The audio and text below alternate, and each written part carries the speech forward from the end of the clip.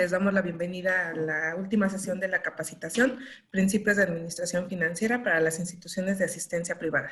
Como siempre les pedimos su apoyo para que mantengan sus micrófonos apagados y consideren su mente al encender sus cámaras.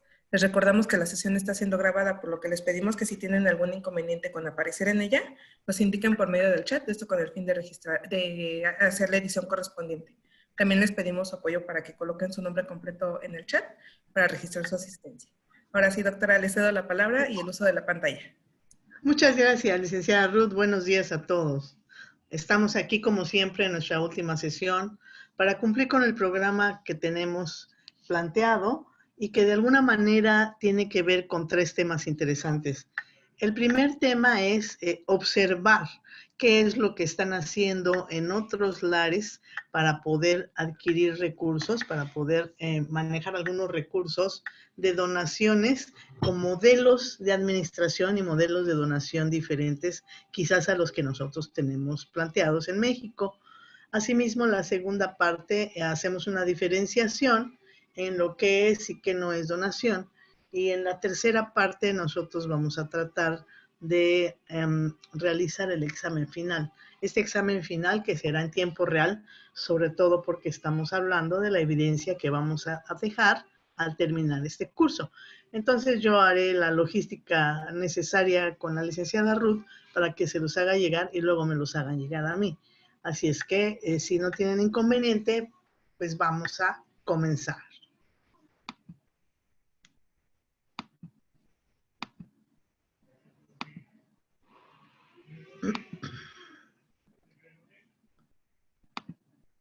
¿Ya se ve nuestra presentación?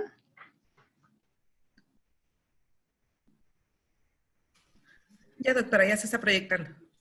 Muchas gracias. Bueno, nuestra clase número 3. Maximización del patrimonio de los donantes, valoración y rendición de cuentas de una IAP.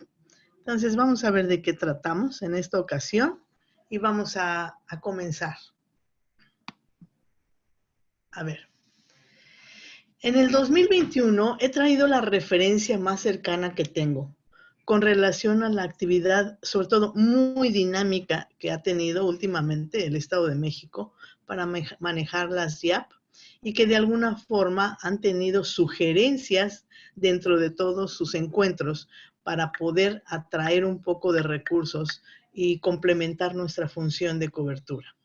En este sentido, este encuentro asistencial me pareció rescatar algunas cuestiones que nos puedan servir a algunas otras YAP y que quizás sería la parte importante de cómo poder manejar recursos adicionales a través de estas estrategias que vamos a mencionar.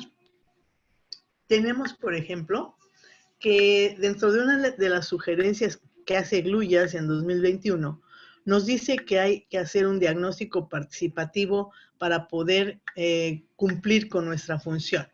Este diagnóstico, nos dicen, debe ser una perspectiva multidireccional, sistémica y holística.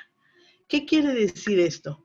Que cuando nosotros estamos hablando del diagnóstico participativo como estrategia para llegar a recursos, lo que debemos dar es una serie de parámetros, visualizar una serie de parámetros hacia otras latitudes, hacia otras partes de la República incluso, en donde sistémicamente nosotros nos tendríamos que coordinar para poder apoyar, hacernos un plan de ayuda entre IAPs y que de alguna manera, sin necesidad de que seamos con la misma vocación, que no tengamos la misma vocación cada IAP, tengamos una situación holística, es decir, que entre todas las IAPs de ciertas regiones o las IAPs de ciertas entidades federativas, hagamos uso de esta perspectiva sistémica para saber exactamente a dónde cubrir la necesidad.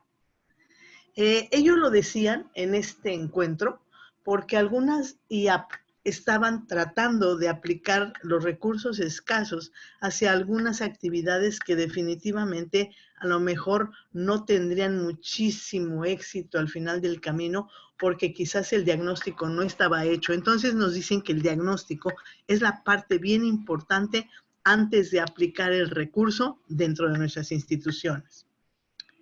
En este sentido, Gluyas nos dice también en ese encuentro que hay que transitar de lo reactivo a lo proactivo. Es decir, nosotros tenemos que diseñar procesos dentro de nuestras organizaciones para que pongamos en marcha algunas acciones emergentes, no solo reaccionar.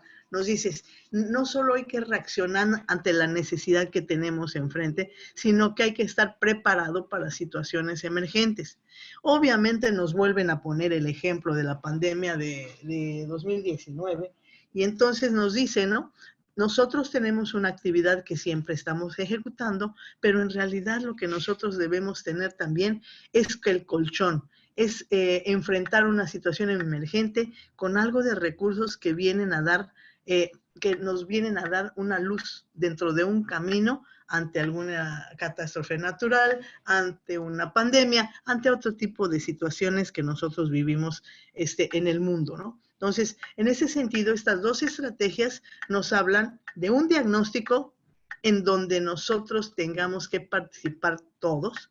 Yo casi estoy segura, vamos, eso ustedes lo sabrán mejor que yo, que todas las YAP, por ejemplo, de la Ciudad de México, son YAP que se dedican a hacer juntas holísticas, que se dedican a hacer coordinaciones, incluso algún tipo de manejo de ayuda y autoayuda dentro de las mismas congregaciones de YAP. Entonces, en ese sentido, en eso consiste el diagnóstico participativo, el hecho de que yo tenga el apoyo de algunas YAP que ya están plenamente probadas en algunas actividades y que nosotros estamos un poco débiles, que a lo mejor necesitamos ayuda. ¿Para qué? Para que nos digan cuáles han sido las estrategias para manejar de manera más óptima los recursos o poderse allegar de algunos. En ese sentido, bueno, lo reactivo a lo proactivo tiene que ver en cuestiones de emergencia, en cuestiones de situaciones de accidentes, algo que nosotros no tenemos planeado, pero que sí tenemos los recursos para hacer frente. Estas son las dos estrategias que se manejan y que sugieren que se hagan en otras YAP. No dudo tampoco que algunas de ustedes, algunas instituciones como las de ustedes, también manejen este tipo de estrategia. Sin embargo, bueno, nos pareció interesante que lo volviéramos a recordar y para las personas, las instituciones que no tienen conocimiento o no han tenido ese acercamiento con las demás YAPs, bueno, esperemos que estas estrategias puedan servirles en el futuro. Cuando hablamos de dinero y cuando hablamos de recursos o captación de recursos, también nos hablan de fortalecimiento económico. Pichardo hace dos sugerencias, ¿sí? Nos dice, bueno, ya que nos vamos a coordinar entre las YAP, ahora vamos a hacer alianzas estratégicas, ¿no? Y entonces tengo que buscar aliados para lograr las tareas de acuerdo a la vocación de cada una. Estas alianzas estratégicas tienen una firma de un documento en donde el apoyo se da de una y otra parte, es decir, de ida y de regreso. En este sentido, las tareas de las YAP, ¿sí?, de acuerdo a su vocación, van a ser quizás intercambiadas con respecto a la experiencia que se ha tenido en aplicar alguna de las tareas que quizás una u otra no han tenido. Estas alianzas estratégicas se firman, estas alianzas tienen una vigencia, estas alianzas tienen que ver con la vocación y voluntad que tenga cada IAP para poder transmitir la experiencia en el caso de éxito. Obviamente estamos hablando de que tratándose de instituciones altruistas, tratándose de la filantropía, nosotros no tenemos ningún precio que tasar dentro de sus contratos. Lo que sí sabemos es que la alianza estratégica de las YAP tienen como vocación la ayuda entre todos, ¿sí? Nada más que, bueno, a pesar de que el fortalecimiento económico no va a existir dentro de estas alianzas, no hay cobro alguno, donde sí nos hacen hincapié Pichardo es en la relación que debemos tener con los donantes, ¿no? Esta relación dice debe cambiar y es necesario una motivación de las empresas. Esta motivación de la que habla Pichardo es una motivación basada quizás en algunos temas de mercadotecnia dentro de las YAP, es decir, el hecho de hacer la publicidad para poder allegarnos de recursos, para Pichardo es muy importante. En este sentido, como lo vimos en la observamos que el mayor número de donantes, por lo menos en México, es la parte de las personas morales, ¿no? Y que la parte de las personas físicas son las que menos hablan individual. También debemos buscar las fuentes detrás de ellos, es decir, ir tras de su huella y poder recurso que con independencia de que estas personas pertenezcan a una empresa, bueno, pues de alguna forma puedan ser donantes individuales que después tendrán su manejo fiscal, como ya lo hemos explicado, pero que de alguna forma también necesitan de motivación. Esas motivaciones cuando hay escasez de dinero y esas motivaciones cuando existen problemas económicos, realmente es difícil que se motive la gente. Pero Pichardo nos decía, bueno, si nosotros hacemos uso de ese intercambio de experiencias con los futuros donantes, con los donantes en potencia, quizás tengamos un curso o una plática de sensibilización que nos permita motivar a las personas morales y que las invitemos a apoyarnos. Entonces, en ese sentido, estas estrategias de Pichardo nos dice que la alianza estratégica tiene que ver con intercambio de experiencias, ¿sí? Y que esas experiencias en el futuro nos van a traer quizás atraer un poco de recurso, pero la relación con los donantes debe basarse en la publicidad y en la mercadotecnia en sí, es decir, desconozco si alguna de las YAP, yo creo que sí, tiene una relación directa, por ejemplo, ¿no? Con las redes sociales. O, por ejemplo, algo que nos diga, nuestra casa, la luz, se dedica a esto, otro, a dar consultas, bla, y entonces expliquen. Y entonces esa atracción, esa publicidad de lo que nosotros hacemos, tiene que ver muchísimo con la atracción del recurso. Entonces, estas estrategias, me parece, podrían ser buenas para algunas YAP que no lo han intentado. Repito que en el Estado de México esta gran junta trajo como consecuencia varias estrategias. Incluso las estrategias de las que vamos a hablar más adelante tienen que ver con otro cariz, otra forma de allegarnos de recursos. Por lo tanto, ¿sí? Acá está Guya y acá está Pichardo, y entonces Gluyas y Pichardo nos hacen uso de algunas experiencias con relación a poder fortalecer económica, ¿sí? Y empíricamente las tareas de nuestras YAP. Estrategias a través del focus group. A ver, el focus group, como sabemos, son aquellos grupos que ya focalizamos, que vamos a tener, no sé, algún tipo de plan para ese focus group y que de alguna manera tiene la intención de utilizar instrumentos diferentes a los que hemos tenido para poder dar la cobertura a las personas exactas en el momento casi exacto, ¿sí? Es un plan en donde los focus group tienen difusión estratégica, que no es otra cosa más que reportar los esfuerzos de las YAP, no de forma aislada, sino de forma conjunta, ¿no? Esa difusión estratégica tiene que ver mucho con esto que decíamos, ¿no? Del impacto que puede haber en redes, de lo que hacemos, del impacto que puede haber incluso, no sé, si haya algún tipo de negociación o no negociación, sino contrato con algunas televisoras, ¿sí? Y ustedes me van a decir, bueno, a lo mejor es que no es la intención de ir y decir lo que hacemos. No confundamos. No es la intención de hacer lo que hacemos con las personas, con lo que lo hacemos. De lo que se trata es que nos conozcan. Y ese conocimiento de la sociedad. Seguramente, como dicen por ahí, tocaremos una puerta, tocaremos dos, tocaremos tres y quizá la cuarta, quinta, a alguien le va a caer el 20 para poder apoyarnos desde el punto de vista económico.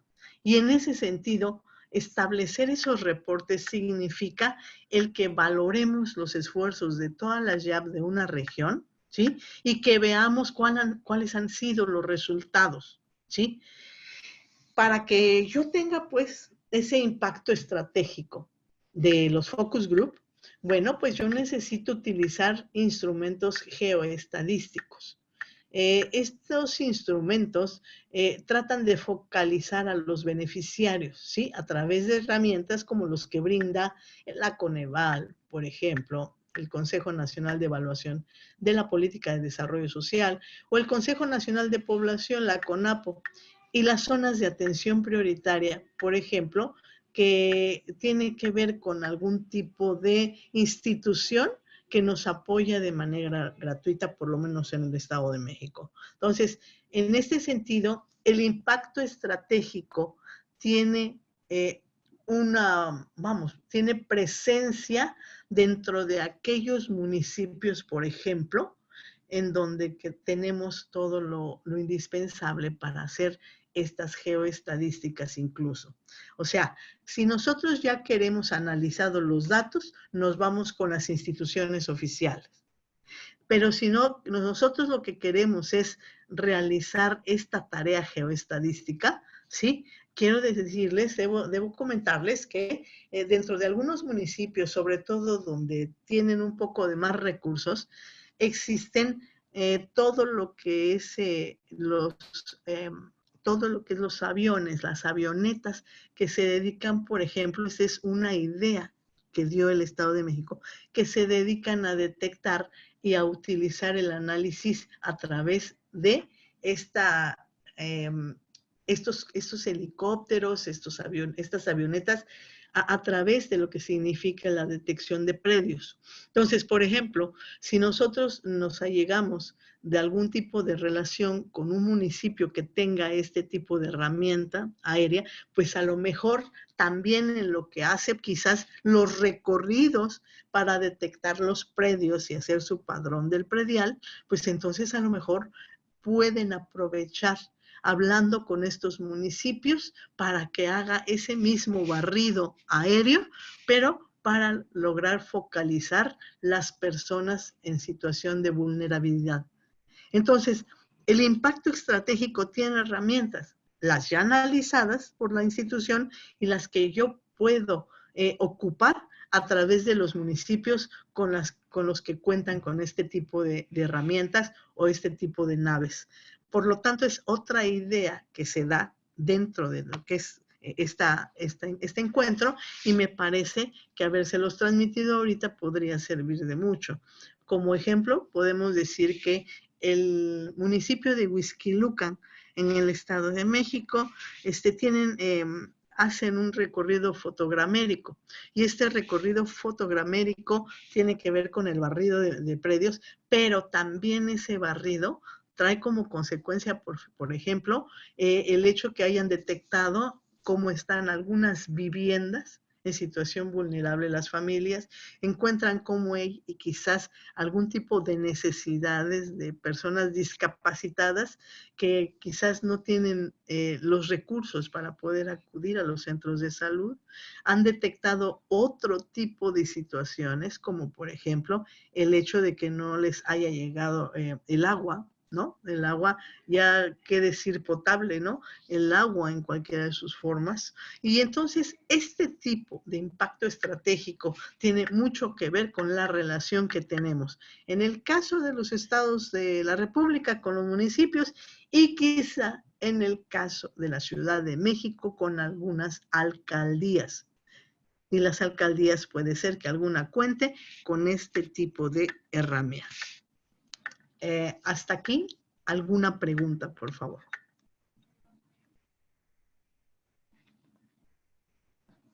Seguimos. Ahora bien, Si nosotros tenemos el ejemplo de algunas otras entidades, porque debo decirles que Nuevo León también hace lo propio, Jalisco también hace lo propio en cuestiones de ocupar otro tipo de herramientas. Lo complicado es maximizar esos fondos, ¿no? Los fondos con los que contamos son a veces suficientes. Quizás puede haber alguna IAP que tenga fondos de más, es decir, que tenga un margen en donde el dinero quizás le pueda alcanzar para otro tipo de tareas, pero resulta que dentro del mundo internacional, concretamente las recomendaciones de la Stanford Social Innovation Review, este tipo de institución hace una serie de recomendaciones para poder maximizar el patrimonio de las YAP, ¿sí? Hay unas 15, entre 10, 15, 20 recomendaciones. Pero bueno, a partir de ahorita vamos a ver las que más nos interesen y quizá que más se alineen a las necesidades y a los recursos y a las relaciones que tenemos. Por ejemplo, existe una estrategia para poder allegarse de recursos que se llama Heartfelt Connector o conexión sincera. Este tipo de estrategia de conexión sincera tiene que ver con esa construcción precisamente de conexiones directas entre todos los voluntarios que conocemos a través de eventos especiales. Seguramente ustedes lo han hecho. Sin embargo, quizás nos ha faltado un poco de más estrategia, porque la estrategia, muchachos, no tiene que ver nada más con que lo voy a hacer y punto. No, tenemos que hacerlo con estrategia. Y para que yo pueda diseñar una estrategia, lo que necesito hacer es una serie de preguntas que yo con un breve diagnóstico que ya tenga con antelación puedo responder. Y entonces, por ejemplo, Conexión Sincera, tenemos el ejemplo de la Fundación Susan Komen, que es un ejemplo de organización sin fines de lucro, y que desde 1982, ¿sí?, busca erradicar el cáncer de mama como una enfermedad potencial y mortal. En este sentido, la institución, la fundación, ofrece becas de investigación, obviamente médica, también apoya proyectos de educación médica, pero también da las consultas, ¿no?, de detección, tratamiento en comunidades alrededor del mundo. Entonces, aquí existen pláticas muy, muy puntuales de todo el mundo de esta fundación, en donde quizás hace las pláticas, los programas, plantea la importancia de la detección temprana de dicha enfermedad, y para ello tiene personal que se dedica a dar esas pláticas de sensibilización para la atención pronta y expedita. Este tipo de fundaciones, para que puedan manejar una estrategia segura y objetiva, se hacen 4 preguntas, ¿sí? La conexión sincera se hace la primera pregunta.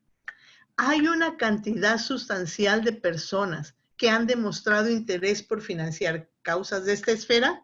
Es decir, ¿hay suficiente interés?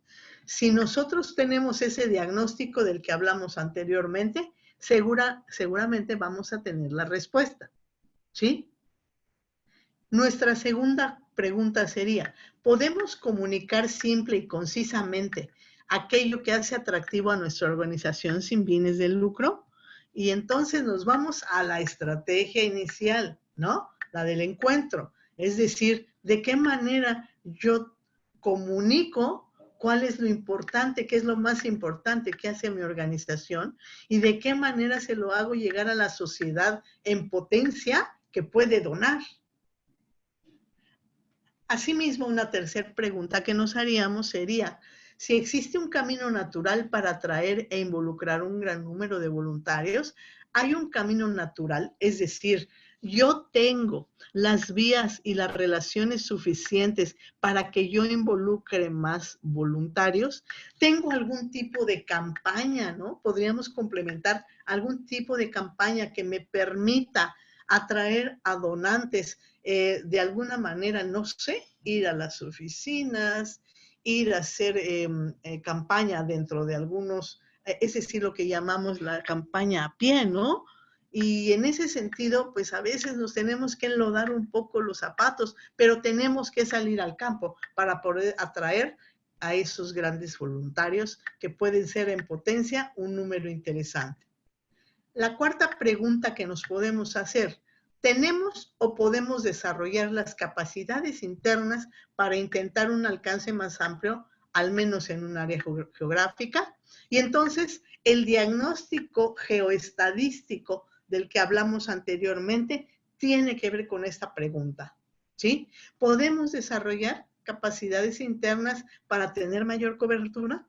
Si es así, entonces empiezo con la publicidad, empiezo con la atracción de voluntarios, empiezo con la atracción de donantes y empiezo con una serie de análisis que me lo ha dado el diagnóstico. Por lo tanto, la conexión sincera va más allá de mi localidad, va más allá de solamente una alcaldía o solamente una entidad federativa, va más allá de lo que una institución quisiera cubrir y que si tiene el recurso o lo quiere atraer, tiene que hacer toda esta estrategia contestándose las 4 preguntas. En realidad, conexión sincera puede ser algún tipo de estrategia que nos pueda servir, sobre todo a las instituciones más pequeñas.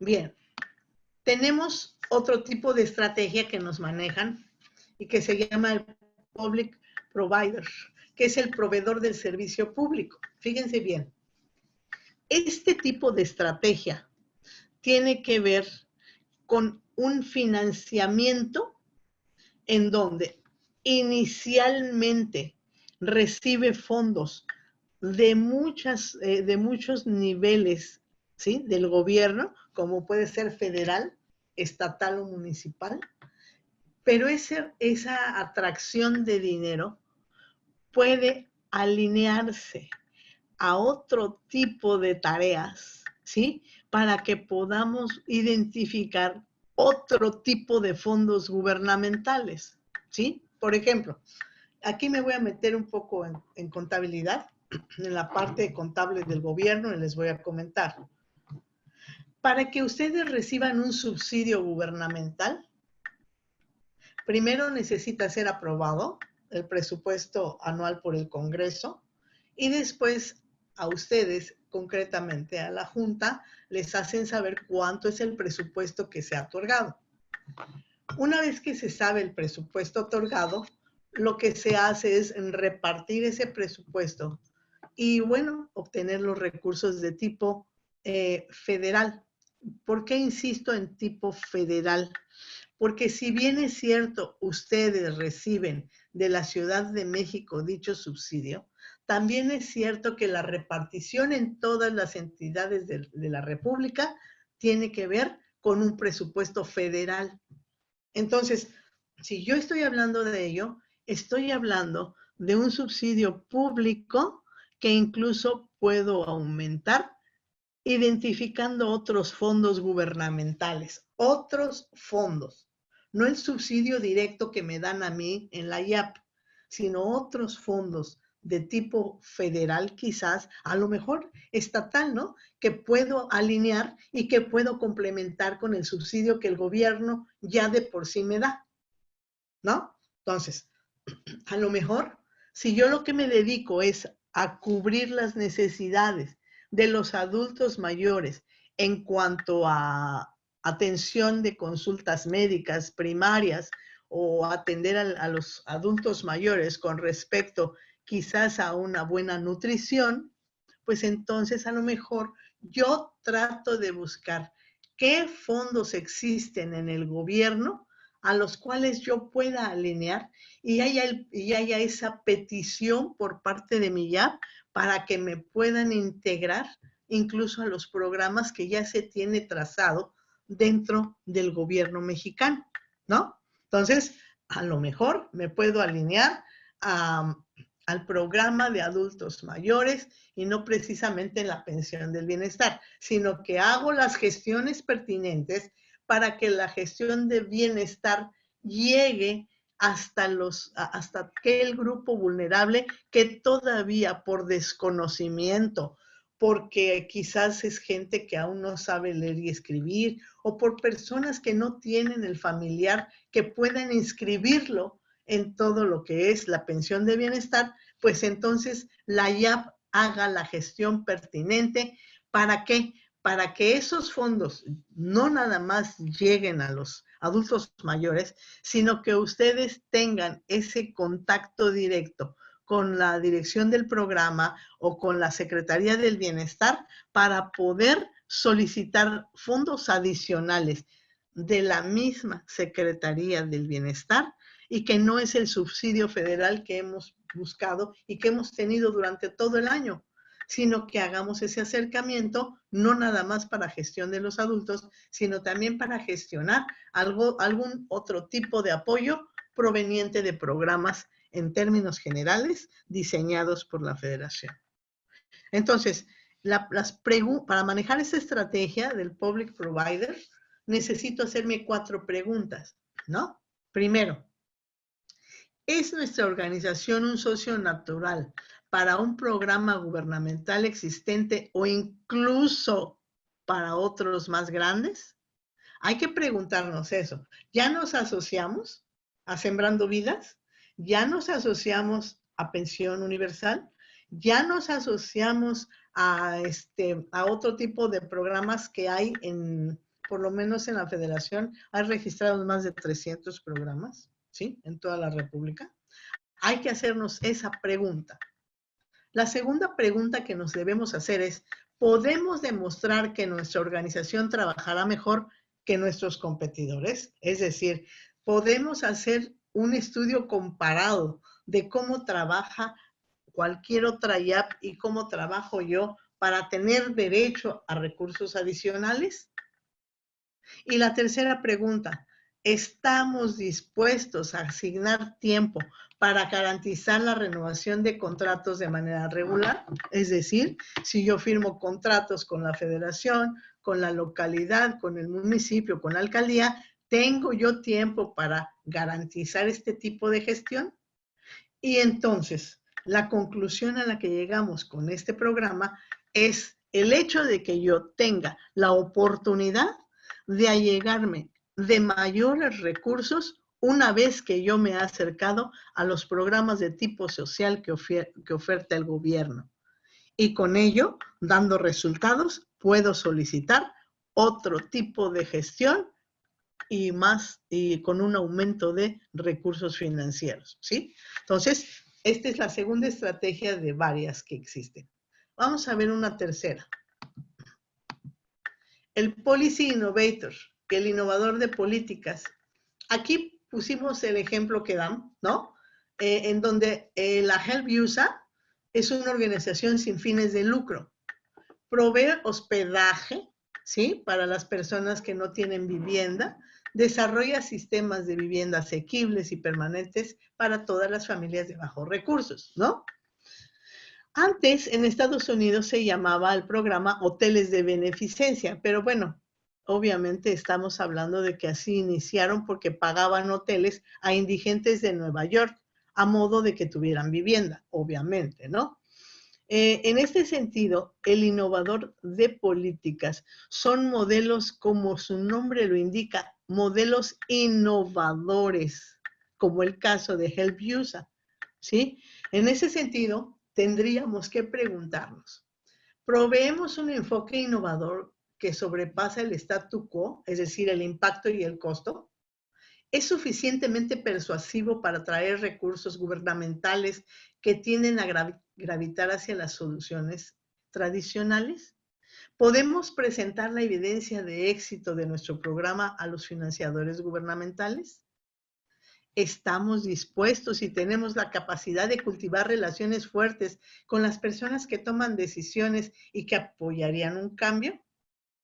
¿Está recibiendo presión el gobierno para revertir su statu quo en este momento? Entonces, ¿a qué le llamamos un policy innovator?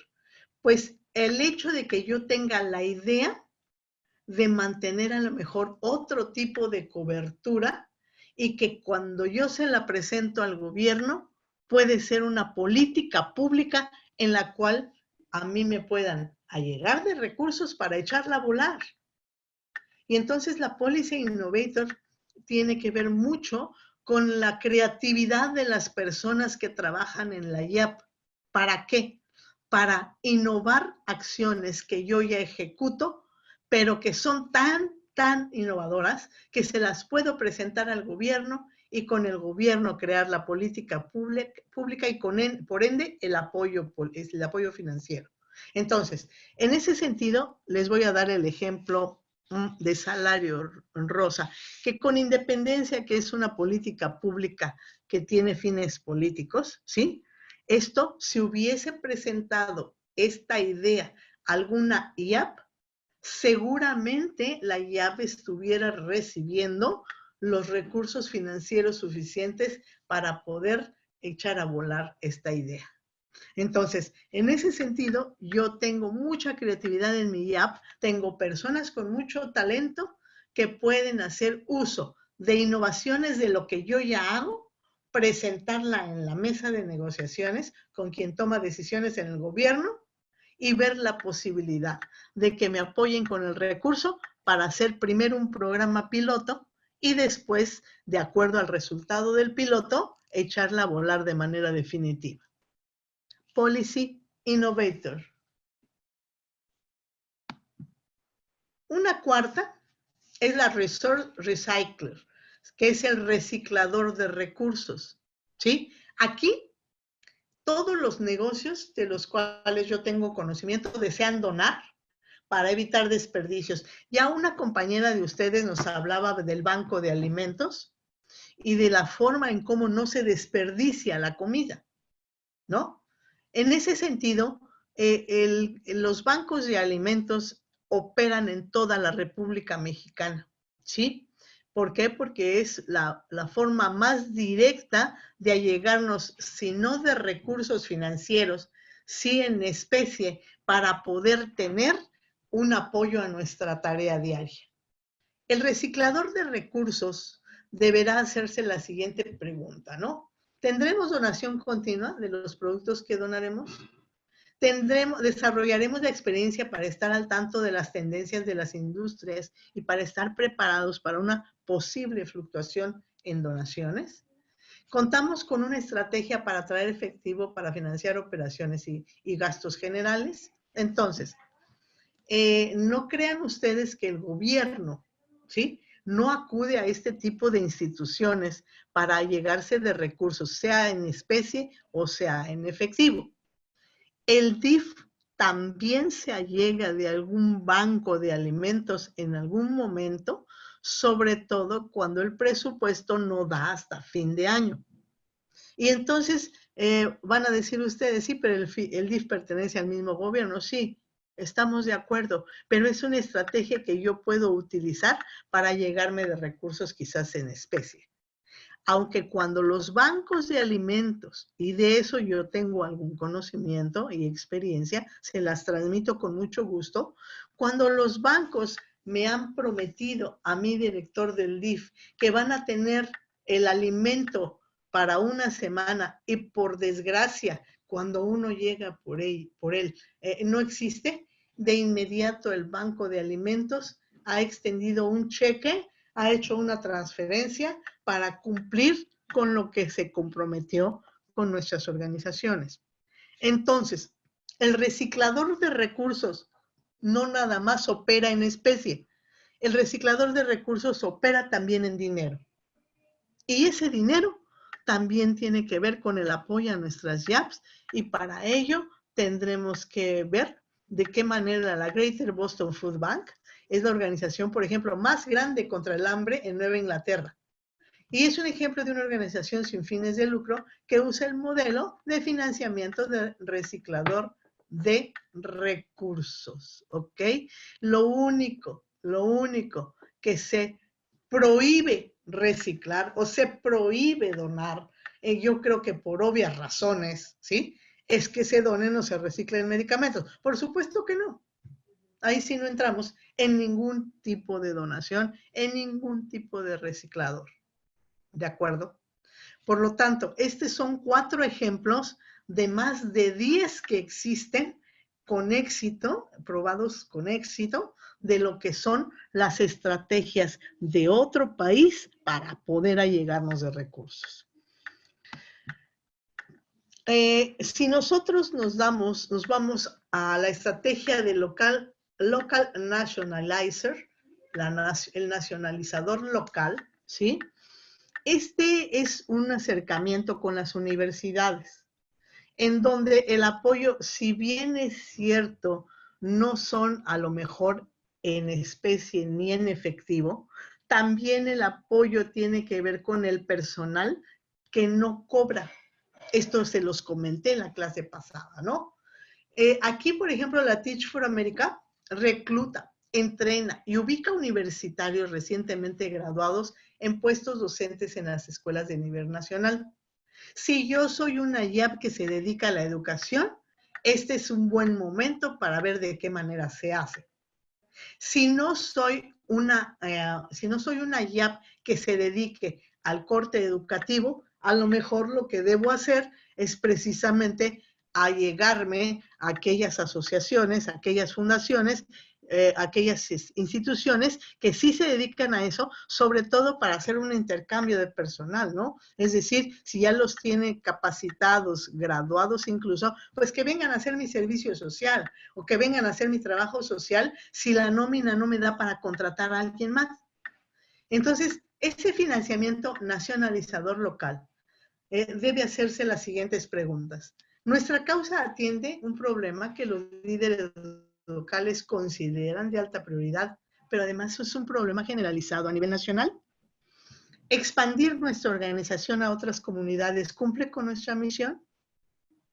¿Podemos replicar nuestro modelo a otras comunidades?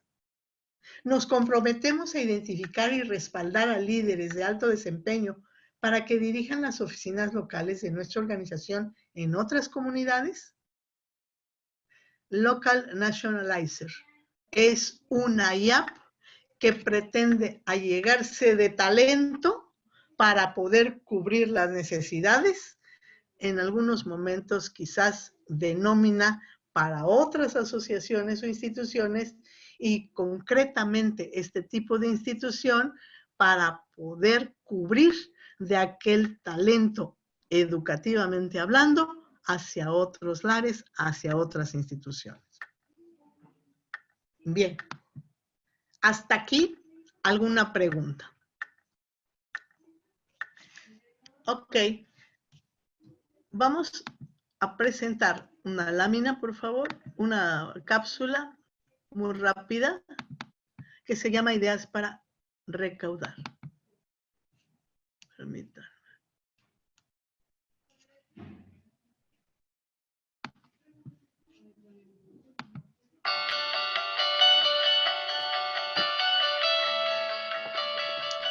Hola, mi nombre es José Francisco Cruz y hoy quiero hablarles de uno de los blogs más leídos en nuestra página web. Se trata de 3 principios empresariales para recaudar fondos.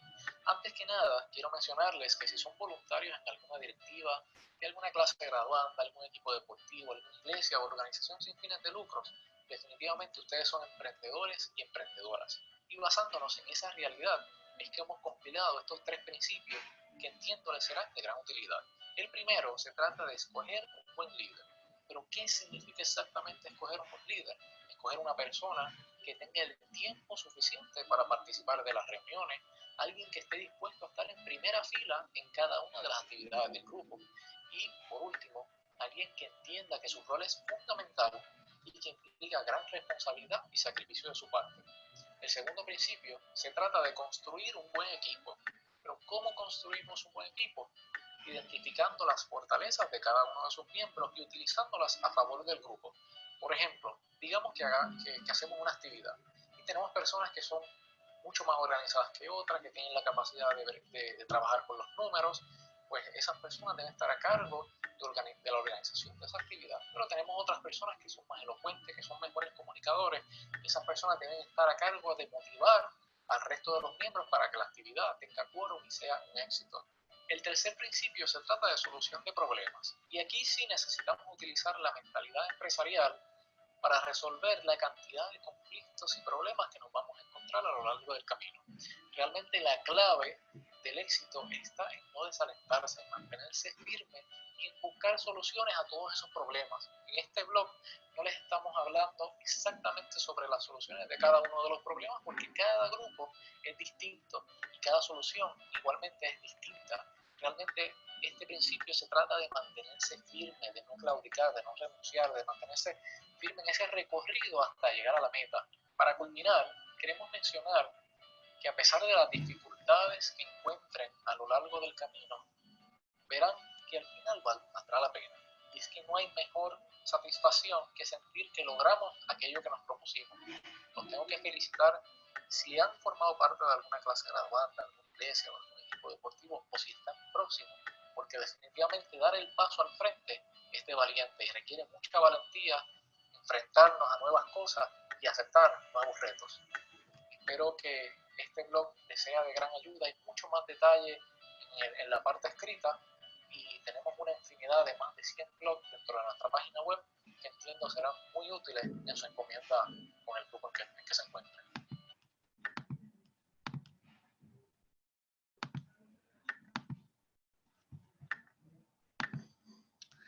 Bien.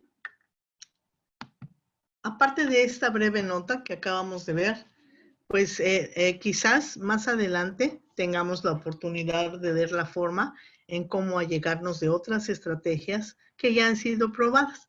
Ahorita por cuestión de tiempo, pues bueno, pues vamos a seguir adelante y vamos a ver, por ejemplo, del siguiente tema que se llama la rendición de cuentas. ¿Por qué tenemos que rendir cuentas? Vamos a ver por qué. Vamos a ver cuántas formas y con esto esa es la segunda parte de nuestro tema, ¿sí? Sobre todo hablaremos de la vinculación entre las donaciones y esta acción. Y veremos. Esto ustedes lo saben bien, lo que es una donación es un acto que alguien, por medio del cual se desprende gratuitamente de una cosa a favor de otra persona y la otra persona lo acepta, ¿no? Jurídicamente, a pesar de existir una bilateralidad, se entiende que el contrato de donación es un contrato unilateral, porque solo el donante queda obligado, en este caso, a realizar la entrega de lo que está donando, ¿no? Obviamente estamos hablando que económicamente la palabra donación viene definida por el artículo 618 del Código Civil y siguientes. Aquí no me voy a frenar muchísimo o varios minutos porque estamos hablando de lo que ustedes ya saben, nada más es un recordatorio, pero lo que sí hay que recordar es que no es una donación. No son donaciones los actos que otorgan una ventaja sin compensación, pero que no ocasionan una pérdida patrimonial apreciable, como sucede en el préstamo sin interés o en el comodato del Código Civil, artículos 609, 618, 621 y 623. El hecho de que yo dé un edificio en comodato no significa que me lo están donando. Significa que me lo están prestando por un periodo, el cual puede ser a lo mejor un año, ¿no? Para realizar mis actividades, ¿sí? El hecho de que alguien nos preste dinero sin interés no es donación, es préstamo en lo que salgo de mis crisis financieras como institución. En este sentido, el hablar de lo que no es donación tiene que ver con ciertas acciones que alguna persona física o moral hacen, que sí nos van a ayudar, que sí nos van a apoyar pero que no es donación, porque no nos vamos a quedar con ella. ¿Sí? Por lo tanto, las donaciones a partir del 22, como decíamos, voy a complementar la clase pasada, a partir de 2022 se limita. ¿Por qué? Porque hasta las limitaciones en donaciones hechas por parte de personas físicas, hasta antes de la reforma, la ley permitía deducir el 7% de los ingresos acumulables sumado al límite al valor anual de la unidad de medida y actualización de la UMA, con un valor aproximado de 136,000 pesos o el 15% del total de los ingresos del contribuyente, lo que resultara menor. De acuerdo a esta modificación, las donaciones pasan a ser un concepto más de los gastos deducibles, como lo son actualmente gastos médicos, funerarios, intereses hipotecarios, transporte escolar, primas de seguro, análisis clínico, etcétera, ¿no? Es decir, ya las donaciones no tienen un trato preferencial, sino que ahora entran para todas aquellas personas físicas que nos están donando a las instituciones, bueno, pues entran dentro de sus gastos común y corriente que regularmente se declaran en cada año a la declaración fiscal anual y ahí van a declarar las donaciones, al igual que los gastos médicos y los gastos funerarios. O sea, estas donaciones han sido limitadas a partir del artículo 151 de la ley del ISR. Entonces, hay que tenerlo en cuenta para cuando a veces quizás tengan nuestros donadores algún tipo de limitante para apoyarnos con más dinero del que tenían planeado, ¿no? Hay que ver que se han limitado las donaciones. Por otro lado, una recomendación de José Enrique Gómez Bernal, que es una persona docta en estos asuntos, nos dice que es importante que todas las organizaciones civiles en México que atiendan cualquier tipo de problema social, ¿sí? Cualquiera, amplíen su cartera de donantes con personas físicas y morales. Es decir, que hagan una combinación de estas para poder cubrir sus necesidades. Hay instituciones de asistencia privada que solamente se allegan de recursos de personas morales porque acuérdense, la estadística son las que más existen a nivel de donación. Pero no solamente ellas existen. Tratemos de buscar a las personas que de tipo físico, de manera individual, quieren hacer donaciones. ¿Por qué? Porque la mezcla de los dos va a tener como consecuencia el hecho de que yo no tenga alguna falta de ingresos a la hora de ejecutar mis tareas. Entonces es importante, según José Enrique Gómez, que nosotros hagamos uso de esa mezcla de buscar personas morales, de buscar personas físicas y no solamente a nuestros donadores, fundadores o los directores o los encargados del patronato. Hay que buscar más recursos de alguna manera y aun y cuando con las limitantes de ley. De ahí que cuando yo tengo ingresos por cualquier fuente de financiamiento, lo que yo debo hacer es rendir las cuentas. Y rendir las cuentas es algo que no es que se haya puesto de moda, sino que día con día la sociedad es más exigente. Día con día la sociedad en todos los niveles lo que quiere es saber qué se hizo con el dinero. Día con día tenemos una exigencia de información, la cual la sociedad nos pide en congruencia con los objetivos, con las acciones, pero sobre todo con el dinero que manejamos en una institución como la nuestra. Por tal motivo, la rendición de cuentas va a manejarse con 3 dimensiones, ¿sí?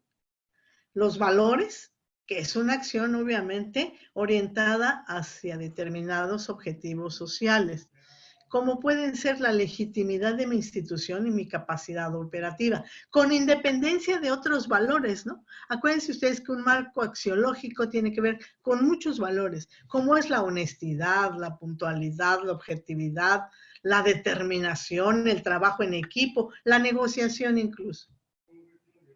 Entonces, si la organización se responsabiliza frente a las expectativas que genera entre los diferentes agentes interesados, en este caso sus donadores, pues obviamente logrará conservar el apoyo de estos y mantener durante largo tiempo esa relación, pero sobre todo esa donación. Entonces, cuentas claras, amistades largas, dice por ahí un dicho. Entonces, hay que rendir cuentas en tiempo, en forma, en acción.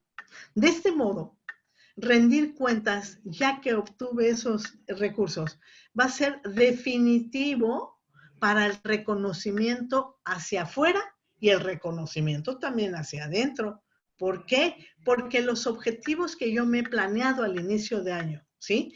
En ese plan maestro y después en el plan financiero operativo, va a tener como consecuencia resultados con superávit, resultados óptimos, y ello va a ofrecer una confianza infinita hacia quienes donan, va a ofrecer una imagen hacia la sociedad, es decir, hacia afuera. Voy a tener una imagen y por lo menos estoy hablando de ¿qué? De que de esta manera la rendición de cuentas tiene que ver muchísimo con tener al día todo lo que son mis estados financieros, pero sobre todo tener a pie juntillas el arrastre de mis cuentas.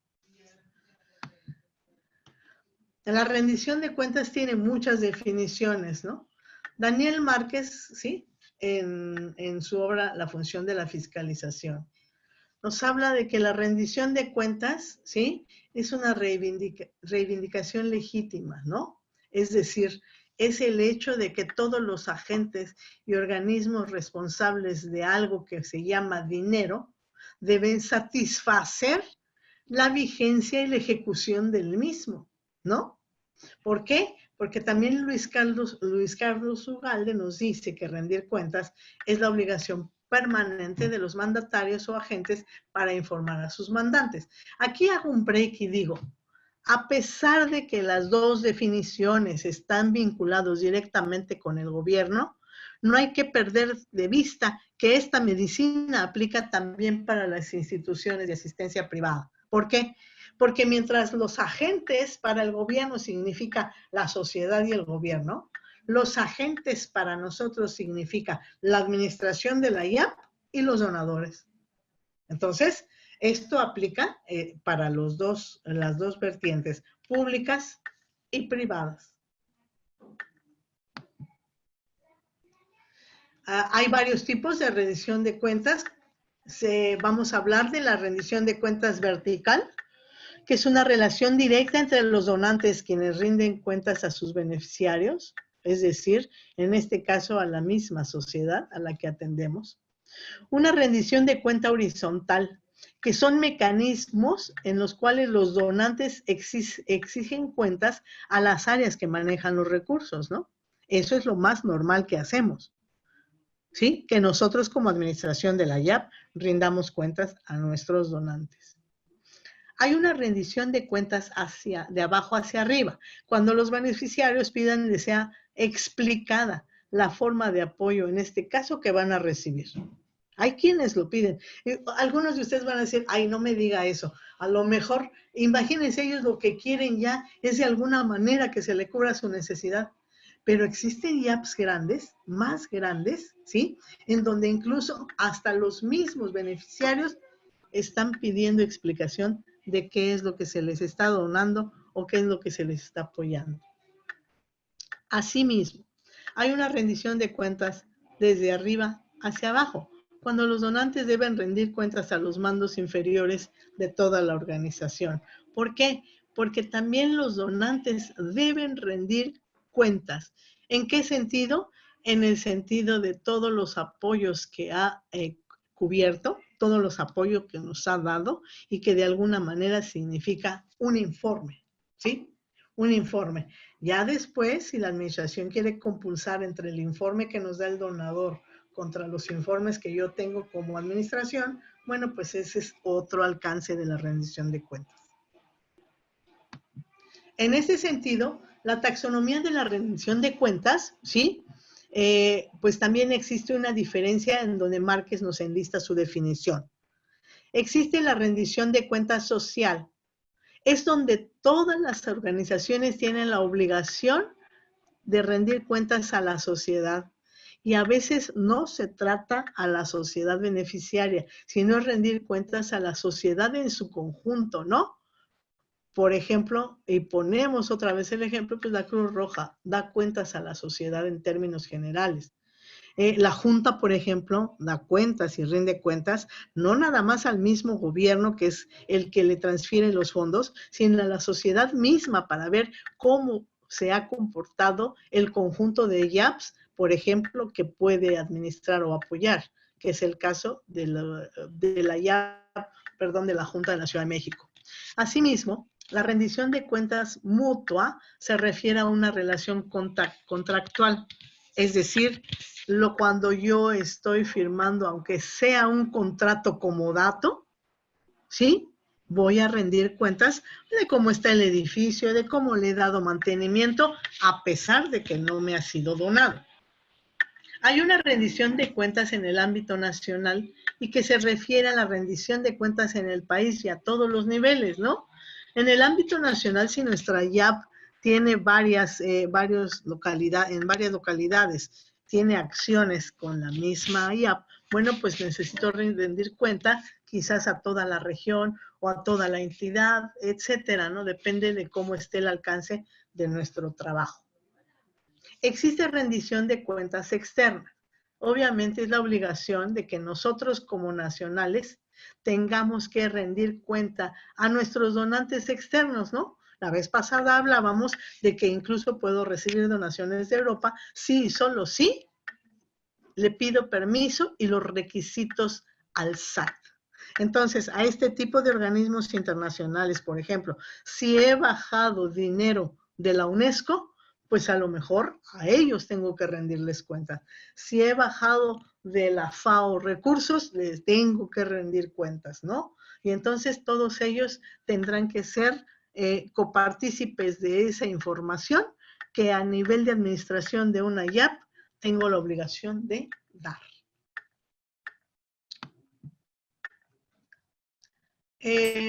Hay 4 finalidades de una rendición de cuenta, muchachos, como pudiera ser a lo mejor un compromiso programático de la organización, ¿no? Compromisos específicos en los cuales la transparencia es el eje fundamental de una filosofía de gestión honesta, honrada, óptima, porque una rendición de cuentas debe transparentarse. Entonces, la finalidad también es generar condiciones de confianza, ¿no? Que los donantes, ¿sí? Nos den la confianza de seguir administrando la institución y que podamos adquirir mayores recursos a largo plazo, ¿no? La otra finalidad de la rendición de cuentas es cumplir con la ley, ¿no? Incluso para eficientar recursos escasos. Entonces, cumplir con la ley que rige en las IAP es parte importante de una rendición de cuentas. Y lo más importante, muchachos, sería que todo el tejido social sea cada vez más fuerte y que los beneficiarios se identifiquen con nuestros proyectos, con nuestros planes, con nuestras acciones y que, dicho sea de paso, se identifiquen con la vocación social que tenemos en todos los niveles de la sociedad. Porque finalmente una rendición de cuentas me da la imagen, me da el prestigio y me da un marco axiológico de aquellos valores que yo imprimo en cada tarea que estoy ejecutando. Por eso la rendición de cuentas y transparentar las cuentas es muy importante para todas nuestras instituciones.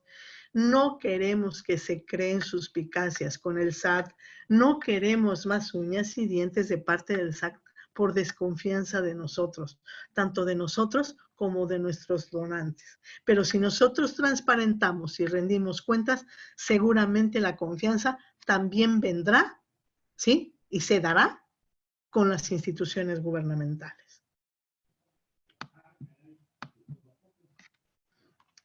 Los ámbitos de la rendición de cuentas. Miren ustedes, pertinencia de las acciones en congruencia con los objetivos es el ámbito de una rendición de cuentas, ¿no? Esto está en su plan anual, en su plan estratégico. El carácter administrativo de la rendición de cuentas se refiere a la corrección y la oportunidad de los procedimientos. Estamos a tiempo en el inter de 12 meses de corregir números. Y en ese sentido, corregir no quiere decir borrar, sino ajustarnos a las necesidades. Los ámbitos también comprenden estándares de profesionalismo y esto significa que yo evalúo el desempeño del personal que está dentro de la IAP, porque en ese sentido yo calificaré, evaluaré si voy bien o me regreso con el personal que tengo. Asimismo, el ámbito de lo financiero concierne a que yo me sujete a los recursos públicos y a las normas de austeridad que conllevan. Es decir, a veces el recurso público que baja para nuestras YAP no es suficiente como para poder ejecutar todo lo que tengo planeado, pero sí necesito sujetar esos recursos públicos a normas de austeridad para no sobregirarme con respecto a los recursos gubernamentales. Y finalmente, el ámbito de la rendición de cuentas aduce a un carácter legal, porque vigila la observancia de las normas y con base en criterios legales que ya están establecidos, que ya se conocen y por lo tanto la rendición de cuentas debe ser un hecho cumpliendo la ley a pie juntillas. Ya dijimos que hay mecanismos de participación.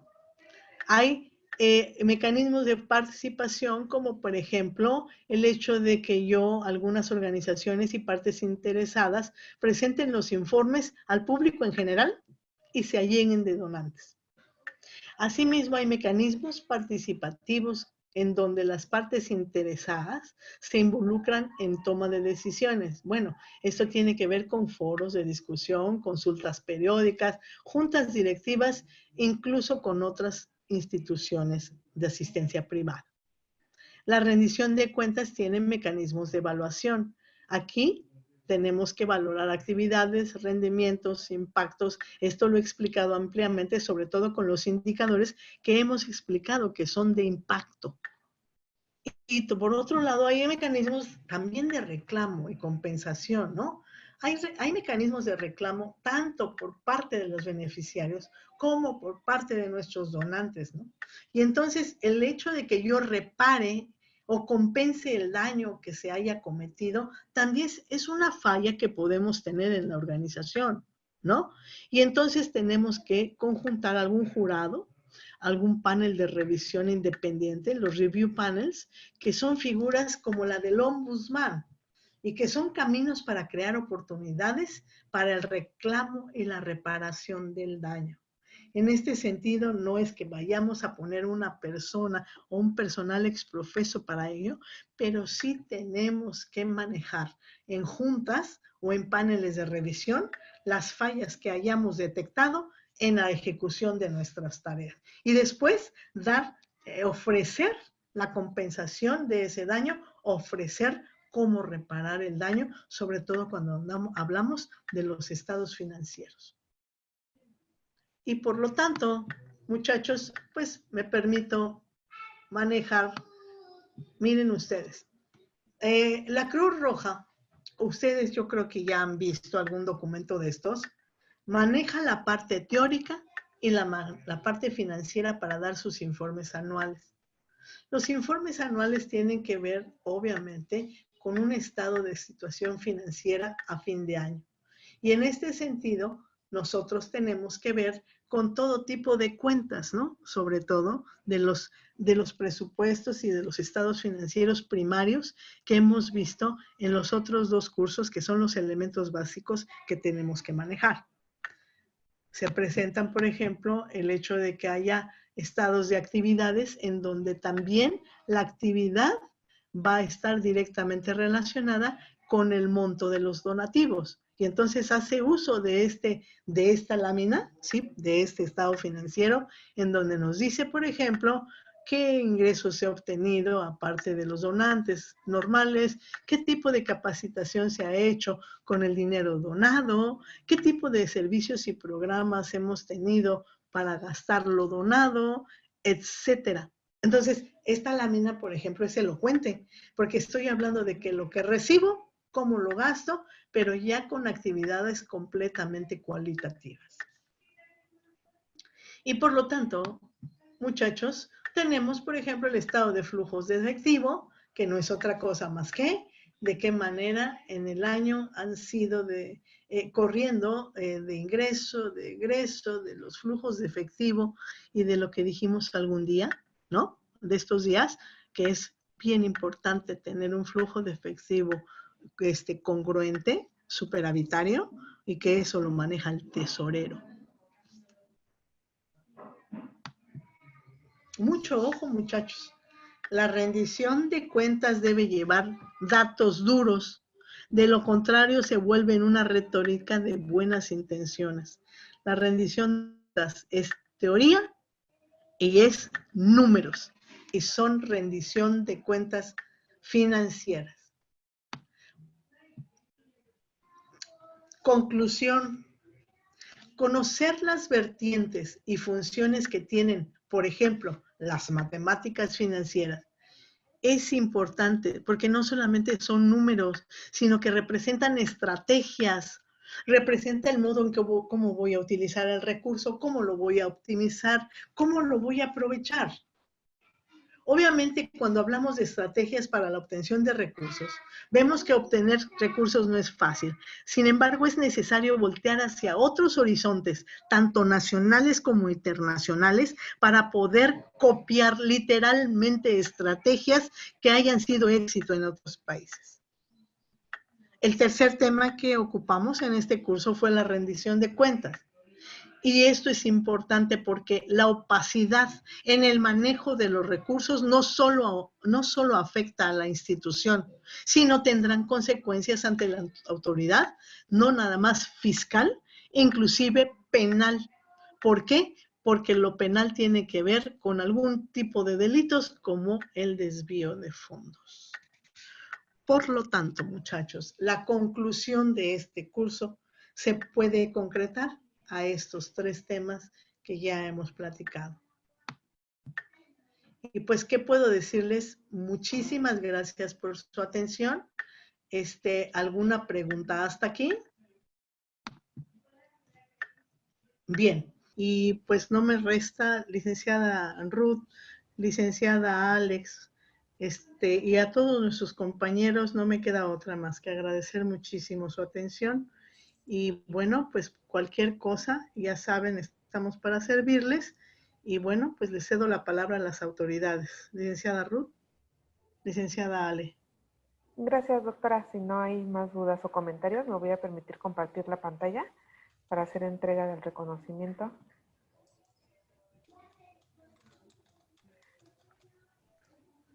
A la doctora Concepción Herrera Alcázar por impartir la actividad de capacitación Principios de Administración Financiera para las instituciones de asistencia privada, que concluye el día de hoy, 21 de julio, y firma nuestra directora de programas asistenciales, la licenciada Arlette Cruz Mendoza. De parte de la directora, pero sobre todo del Departamento de Capacitación, doctora, le queremos agradecer por apoyarnos con esta actividad y por compartirnos valiosa información. No, al contrario, es un placer servirles y cualquier asunto yo voy a evaluar los exámenes y voy a dar el informe correspondiente. Le agradezco mucho, licenciada Ruth, toda su atención y estamos al habla para cualquier asunto. Claro que sí, doctora. Muchas gracias. A todas las personas en la sala les pedimos su apoyo para evaluar la capacitación. Recuerden que esta evaluación es completamente anónima. Les voy a poner la liga en el chat para que nos apoyen. Eso nos ayuda a identificar sus necesidades de capacitación. Muchas gracias, licenciada Ruth. Muchas gracias a todos, por favor, y cualquier cosa, estamos a la orden. Muy buenos días.